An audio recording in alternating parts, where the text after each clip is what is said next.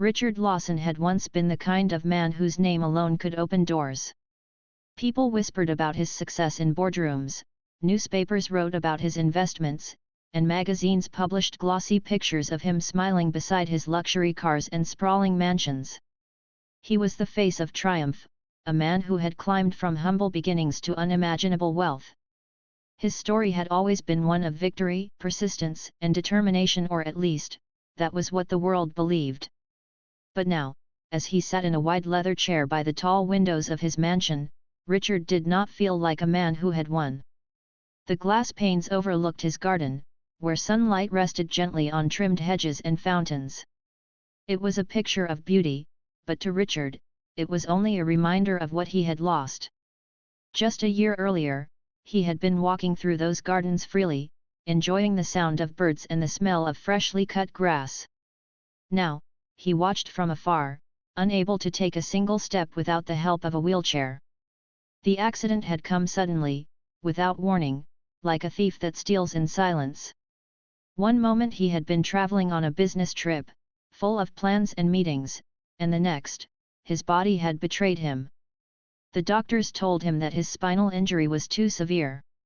"You must prepare to live with this," one specialist had said, his voice calm but final.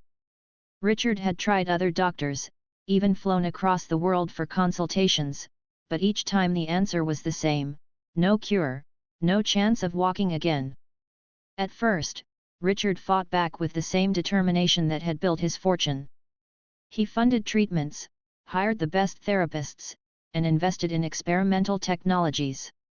His days became filled with routine sessions of exercise, stretching, massages, and endless scans. Yet as weeks turned into months, hope began to fade.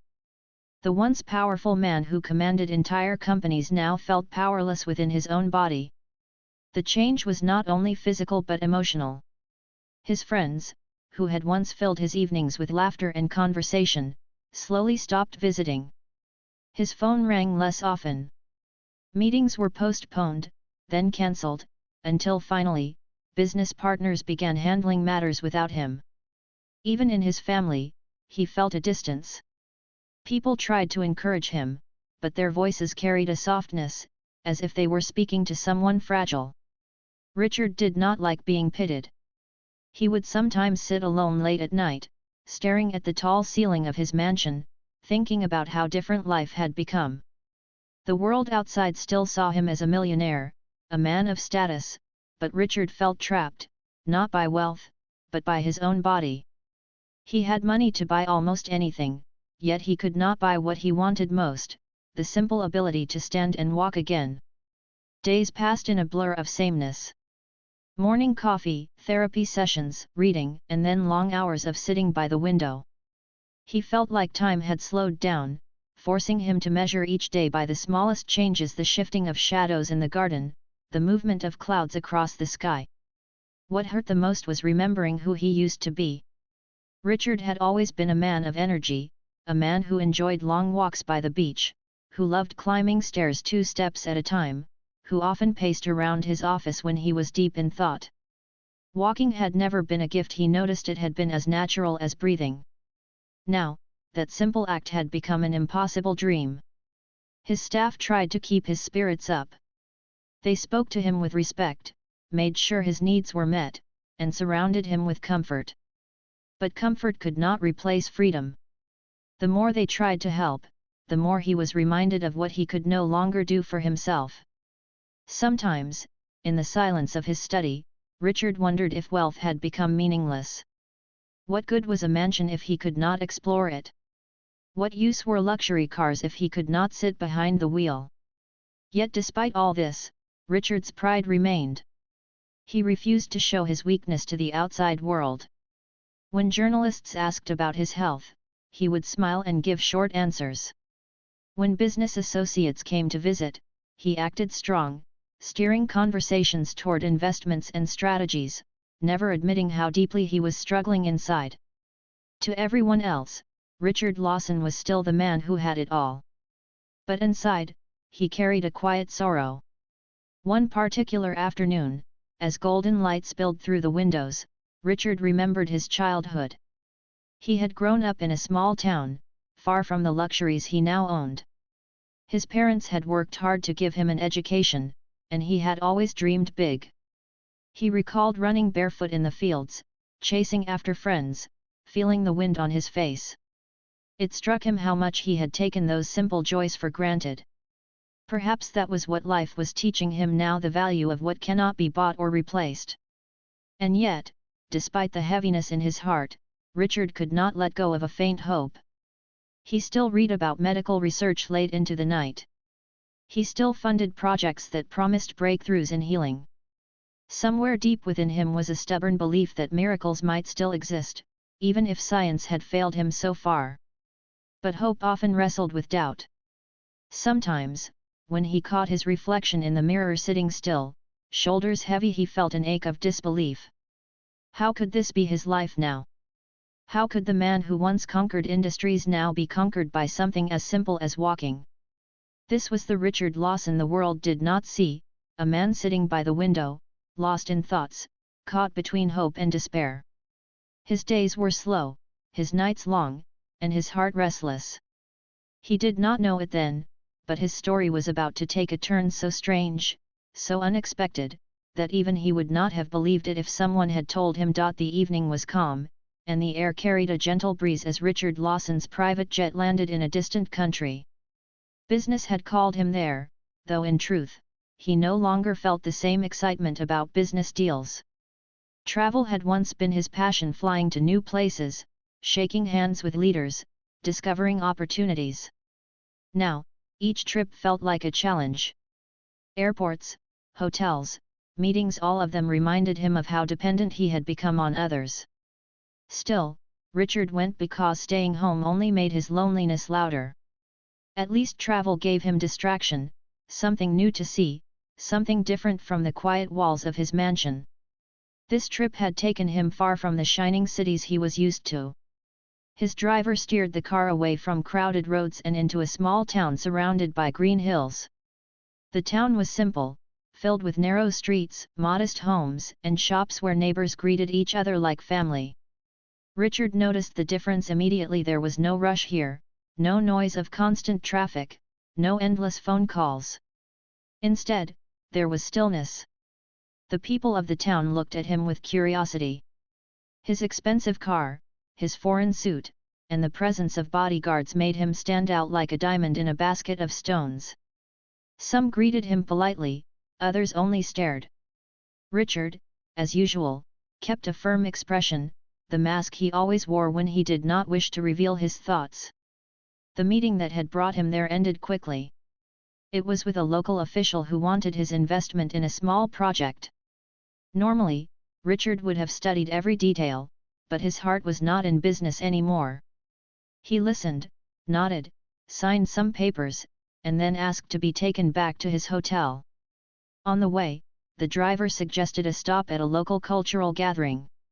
"It is a festival tonight, sir," the driver explained kindly. "People gather to celebrate the harvest. Maybe you will enjoy the music, the food, the dance."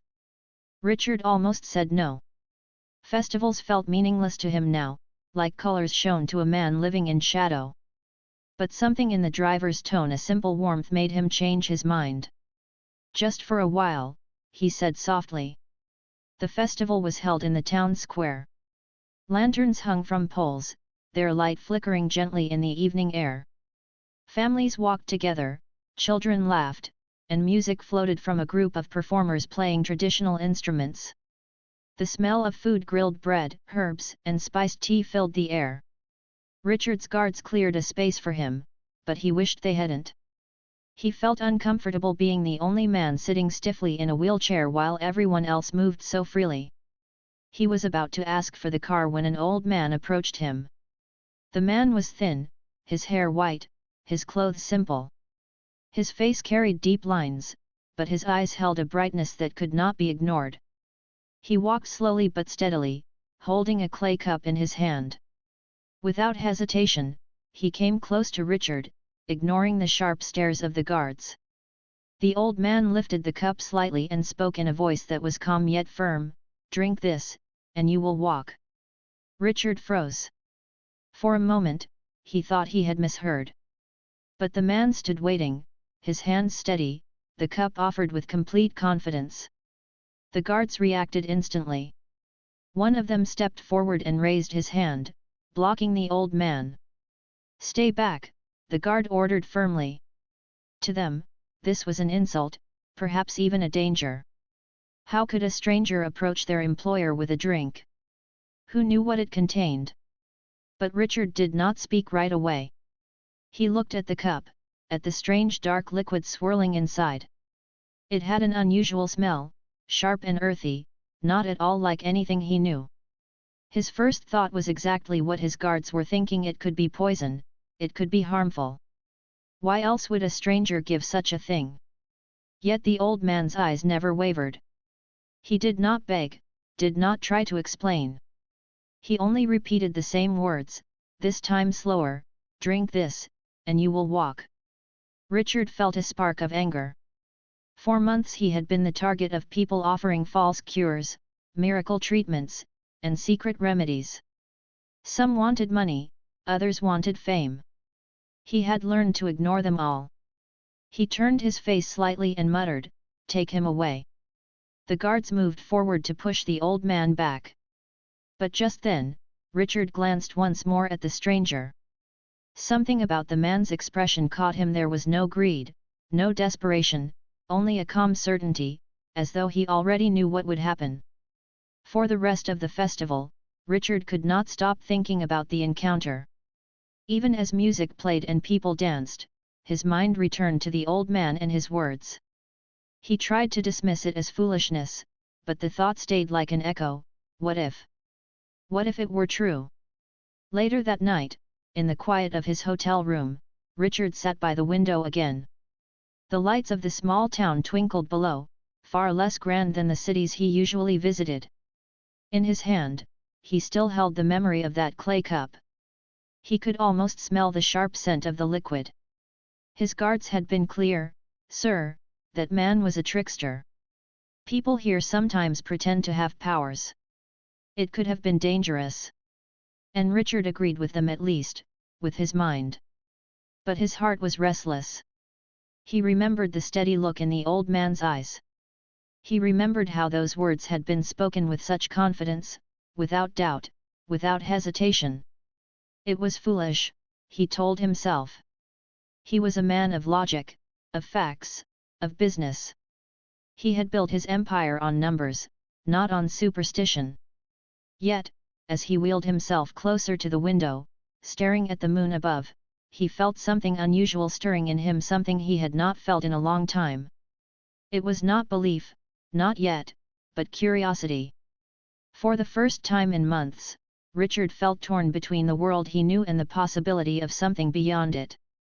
He closed his eyes, but instead of resting, his mind played the same words again and again: "Drink this, and you will walk." The night passed slowly for Richard Lawson. He lay awake in the white hotel bed, unable to close his eyes. Sleep came to him in moments, but every time it did, the same thought broke into his rest: the old man and his words. It was strange, even foolish, how 6 small words could trouble him so deeply. Richard had faced bigger matters in his life: business risks worth millions, lawsuits, negotiations that could decide the future of entire companies. Yet never before had a single sentence followed him so stubbornly. "Drink this, and you will walk." He turned on his side, trying to distract himself by watching the digital clock glow on the table. The numbers changed minute by minute, but time felt heavy. The silence of the room only made the words louder. Finally, with a sigh, he sat up, running a hand over his face. The glass of water beside his bed remained untouched. He had no thirst, only a restless mind. For years, he had lived by rules of logic. If there was a problem, he searched for proof, for science, for solutions grounded in reality. He had no space for superstition or mystery. And yet here he was, in the middle of the night, haunted by the memory of a stranger with a clay cup. When morning arrived, the sunlight brought no peace. Richard sat by the window of his room, staring at the town below. People were already awake, walking through the market streets, carrying baskets, greeting one another with smiles.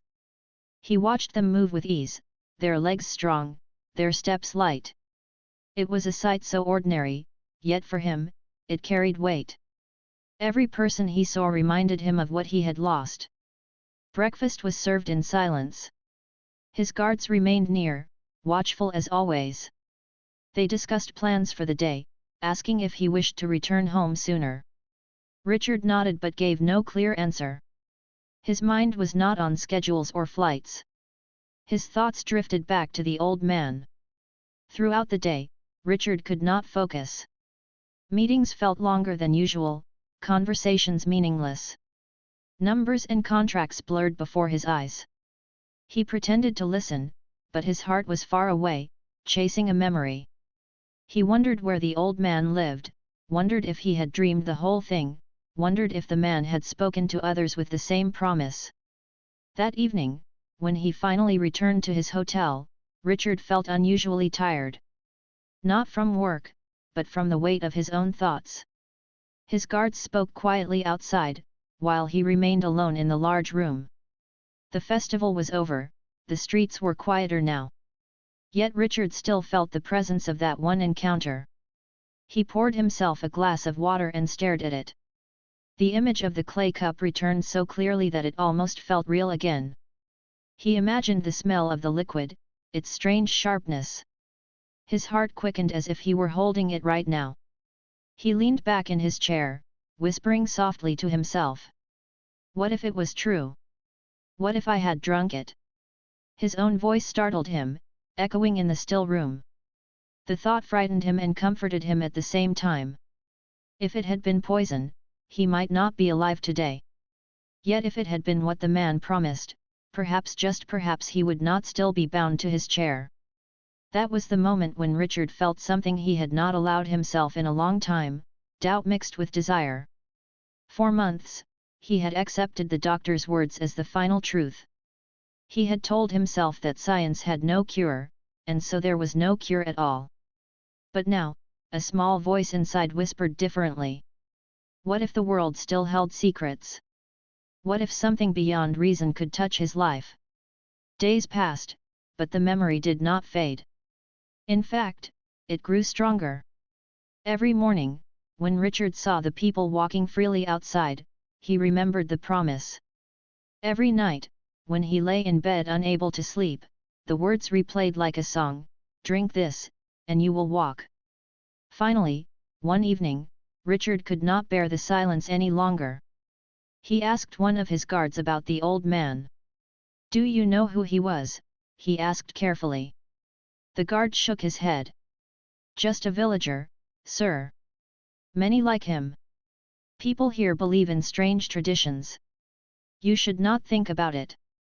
But Richard did think about it. He thought about it more than anything else. The guard's dismissal only deepened his curiosity. If the man was just a villager, why had his words sounded so sure? Why had his eyes carried such certainty? That night, Richard sat alone again, staring at the ceiling. His heart argued with his mind. His mind told him it was foolish, dangerous, unworthy of his attention. But his heart whispered that perhaps, just perhaps, he should have taken the chance. His pride, however, stood in the way. He had always been a man of control, a man who decided his future through reason and power. To accept something so mysterious, so beyond logic, felt like surrender. He could not imagine himself trusting a stranger's cup over the words of world-class doctors. Yet pride could not heal him. Wealth could not heal him. Time had only deepened his sorrow. By now, the choice was no longer between logic and superstition. The real choice lay between despair and hope. Would he accept the life of stillness forever, or would he risk everything, his pride, his doubt, for even a small chance at walking again? Richard sat by the window until dawn, his thoughts circling like restless birds. The first rays of light touched the town, and he whispered quietly to himself, "I have nothing left to lose." It was the first time he admitted this truth to himself. He had lost his freedom, his ease, even his joy. What remained was only his wealth and his memories, neither of which could lift him from his chair. For the first time, he allowed his heart to imagine it standing up, taking one step, then another. He imagined walking through the garden of his home again, touching the leaves with his own hands, feeling the ground beneath his feet. The picture was so vivid that tears filled his eyes. By the time the sun rose fully, Richard had made a silent decision. He did not yet know how, or when, but he would find that old man again. He would find the cup. He would face the choice he had turned away from. And though fear still lingered, curiosity was stronger. He knew he could not live forever with the question haunting him, what if? Richard woke the next morning with a new fire in his heart. For months, he had been living in silence, carrying his sorrow like a shadow, but now there was something stronger inside him, a decision. He could no longer ignore the call of those 6 words. They had followed him through sleepless nights, whispered into his thoughts, and painted dreams of walking again. For the first time since his accident, Richard felt a kind of purpose. It was not about business or wealth, not about investments or profits. It was about one simple thing, hope. He asked his driver quietly about the old man. The driver hesitated, then admitted he had heard of him. He is not known as a doctor, the driver explained. He lives outside the town, near the hills. Some people call him a healer, others call him a fool. But those who believe in him, they say he has helped many. That was enough for Richard. His heart quickened. He asked to be taken there. The guards looked uneasy, but they could not refuse their employer's request. The car traveled through narrow paths, passing fields and streams, until finally stopping at a small house made of stone and wood. It stood alone, surrounded by tall trees. Smoke rose gently from its chimney. The old man was there, sitting calmly on a wooden bench, as if he had been waiting. He smiled when Richard arrived, a smile that carried neither surprise nor excitement, only quiet certainty. "You came," the old man said simply. Richard stared at him, his pride battling with his longing. "I don't know why I am here," he admitted. "Maybe I am foolish. But your words will not leave me." The old man nodded, as if he already knew. He walked inside and returned with the same kind of clay cup Richard had seen before. Again, it was filled with a dark, earthy liquid that gave off a strange scent. He held it out with steady hands. "Drink this," he said gently. "And you will walk." Richard's guards stepped forward immediately. "Sir, please, this is not safe," one of them urged. "We don't know what is inside. It could harm you." But Richard raised his hand, stopping them. His eyes stayed fixed on the cup. Fear rose in his chest, but alongside it came something stronger, a hunger for change, for freedom, for the life he had lost. His hands trembled slightly as he reached out. The clay felt rough against his fingers, solid and real. He lifted it closer, the scent sharper now. His mind screamed with doubt, but his heart pushed him forward. He closed his eyes, took a deep breath, and drank. The liquid was bitter, unlike anything he had ever tasted. It burned slightly as it went down, but not in a painful way, more like warmth spreading through his body. For a moment, nothing happened. Richard lowered the cup, waiting, his breath unsteady. Then it began. A heat rose in his chest, flowing through his arms, his back, his legs.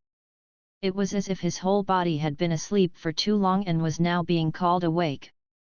His hands gripped the sides of his wheelchair tightly as the sensation spread lower, reaching places he had not felt in months.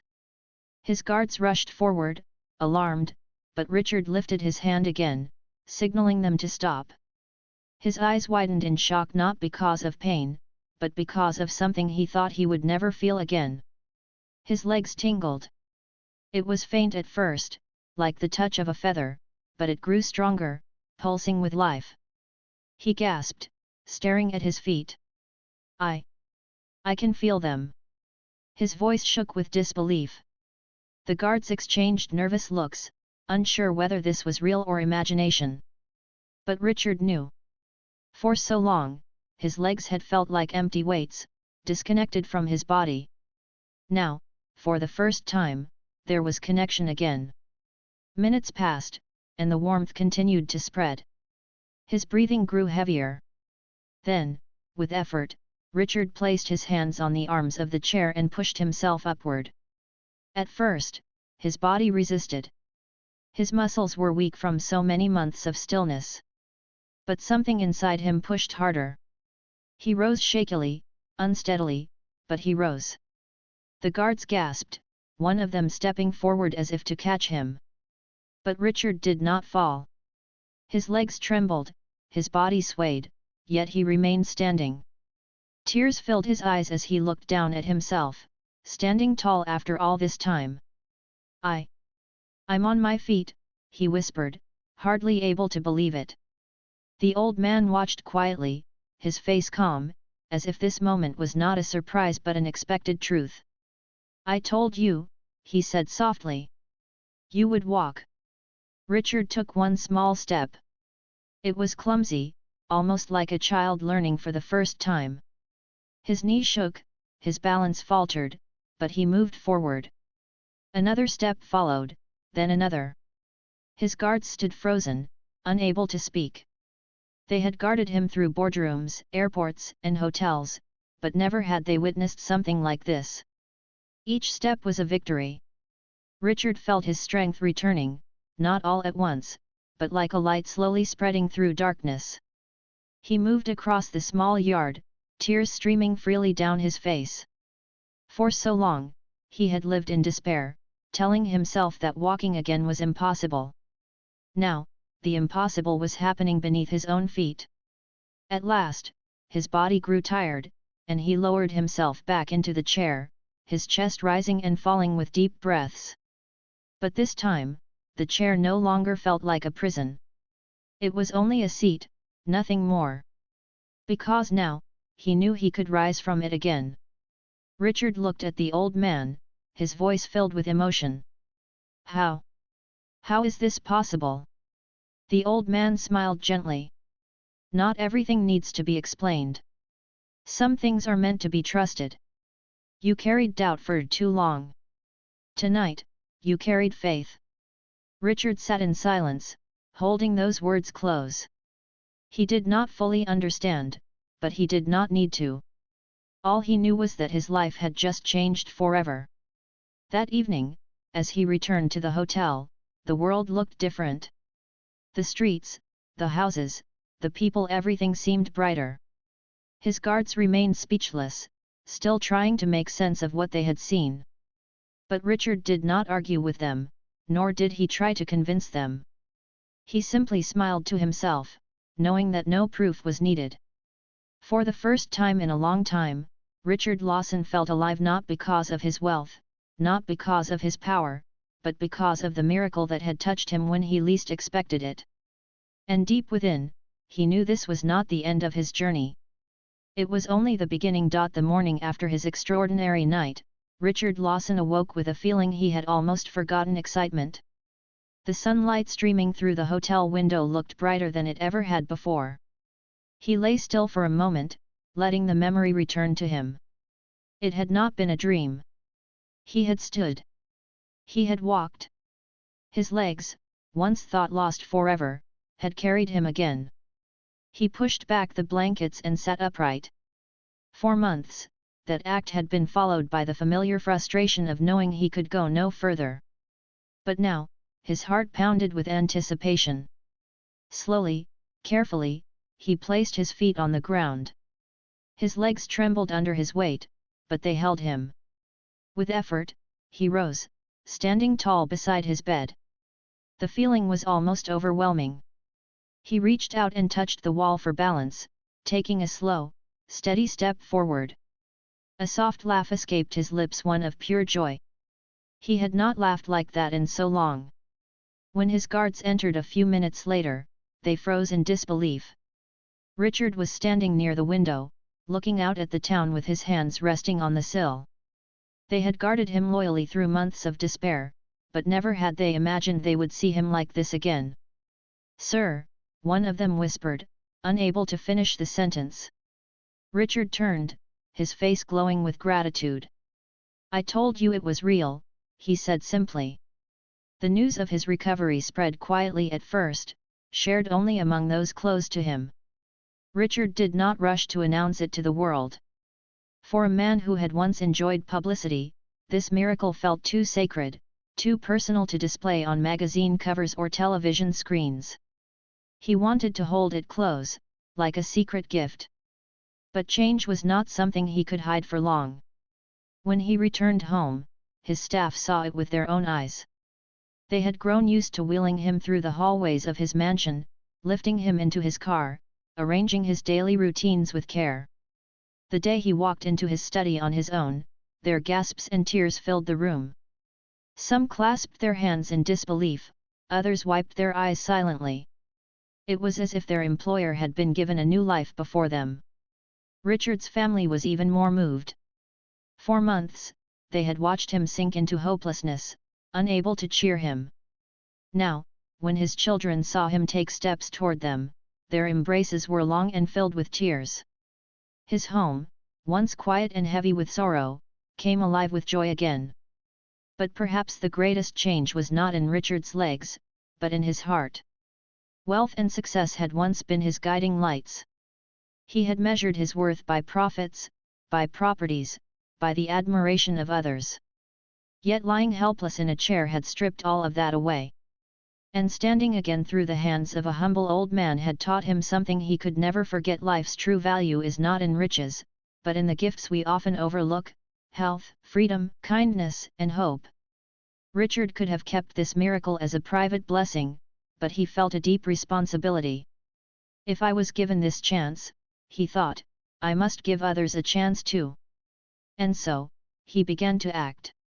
He used his wealth to support hospitals and research centers, but this time not for fame or recognition. He funded free treatments for the poor, ensuring that those who had no money could still receive care. He built rehabilitation centers where people with injuries like his could find not only therapy for their bodies but encouragement for their spirits. More than that, he visited these places himself. People were shocked to see a millionaire walking among them, sitting beside them, listening to their stories. He would hold their hands and say, I know what it feels like to lose hope. But never stop believing. Even when the world says it is impossible, keep a place in your heart for the unexpected. His words carried weight, not because they were polished speeches, but because they came from experience.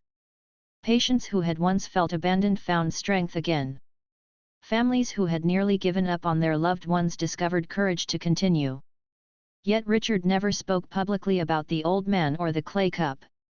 Whenever people asked how he recovered, he would only smile and say, sometimes, life surprises us in ways we cannot explain. Be open to those surprises. In his private thoughts, however, he often returned to that quiet house near the hills. He wished to thank the old man again, but when he tried to visit, he found the place empty. The house remained, but no one lived there. Some villagers said the old man had traveled away, others claimed he had always come and gone without warning. Richard wondered if he would ever see him again, but he accepted the mystery with peace. Perhaps the man's role had been fulfilled. Years passed, and Richard's life took a different shape. He still managed his businesses, but they were no longer the center of his existence. Instead, he found joy in walking through his gardens again, in climbing stairs slowly but proudly, in feeling the ground beneath his feet. Every step reminded him of the gift he had been given. His wealth became a tool for good, not a measure of pride. He gave generously, not for headlines but for genuine change. He became known not just as a businessman but as a man of compassion. People respected him for his humility as much as for his success. In quiet moments, he often reflected on his journey. He remembered the long days of despair, the nights of doubt, the moment he first held that clay cup with trembling hands. He remembered the warmth spreading through his body, the first trembling step, the tears that followed. And he remembered the lesson, that miracles do not always come in ways we expect. Sometimes, they arrive disguised as simple things: a stranger's words, a humble cup, a choice made in faith. Richard lived many more years, each one filled with purpose. To the world, he became a symbol of hope, a reminder that life's greatest treasures are not always earned, but sometimes given. To himself, he was simply a man who had been lost and found again. And whenever people asked him for advice, he would smile and share the same message: never turn away from hope, no matter how small it seems. Sometimes, the answer you are waiting for comes from the most unexpected place. Believe, even when it feels impossible. Because I once thought my story was over. But life proved me wrong. And in those words, the legacy of his journey lived on, not in wealth, not in fame, but in the hearts of those who found courage through his story.